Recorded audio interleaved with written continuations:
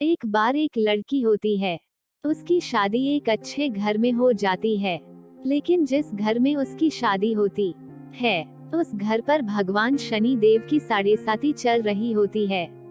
इसलिए जब वो लड़की शादी करके अपने नए घर में जाती है तो उसके ससुराल वाले अपनी नई बहू के हाथ से बना भोजन अपने घर वालों को खिलाने के लिए कहते हैं। इसलिए वो लड़की पहली बार उस घर में अपने नेक का खाना बनाती है।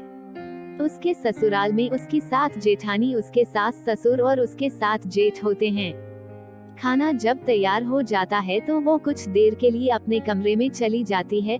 पीछे से उसकी सास आती है। वो सोचती है कि बहू नहीं है, इसको शायद खाना बनाना आता ना हो, इसलिए वो उसके खाने में अपने हाथ से थोड़ा नमक और मिर्च मिला देती है जिससे खाने का स्वाद अच्छा हो जाए, और वो वहाँ से चली जाती है। कुछ देर बाद घर की बड़ी बहू आती है और वो भी ऐसा ही सोचती है कि बहू नहीं है, इसको शायद खाना बनाना ना आता हो, तो वो भी उसमें थोड़ा सा नमक और मिर्च अपनी तरफ से मसाले मिला देती है जिससे खाने का स्वाद अच्छा हो जाए। ऐसे ही करके बाकी की 6 बहुएं भी आती हैं और वो भी उसी में अपने हिसाब से नमक मिर्च मसाला मिला देती है।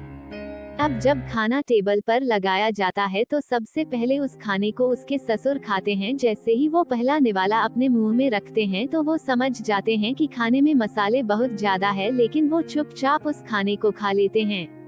वो कोई शिकायत नहीं करते हैं। फिर उसकी सास उसी खाने को खाने के लिए बैठती है और जैसे ही वो पहला निवाला मुंह में डालती है तो वो समझ जाती है कि खाने में मसाला बहुत ज्यादा है।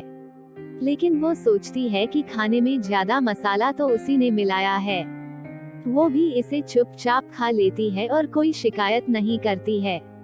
ऐसे ही बाकी की बहुएं भी एक एक करके खाना खा लेती है और कोई भी शिकायत नहीं करती है। शनि देवता अपने मन में सोचते हैं कि जिस परिवार में इतनी ज्यादा एकता हो, इतना मेलजोल हो, उस परिवार पर शनि देव की कुदृष्टि पड़ ही नहीं सकती।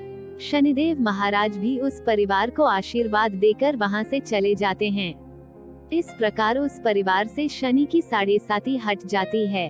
तो इस कहानी से हमें शिक्षा मिलती है कि हमें अपने परिवार के साथ मिलजुल कर रहना चाहिए, और अगर कोई भी समस्या आती है, किसी भी तरह की कोई परेशानी आती है, तो मिलजुल उसे सॉल्व करना चाहिए, जिससे हमारे परिवार की खुशहाली सदा बनी रहेगी और कोई भी परिवार को अलग नहीं कर पाएगा।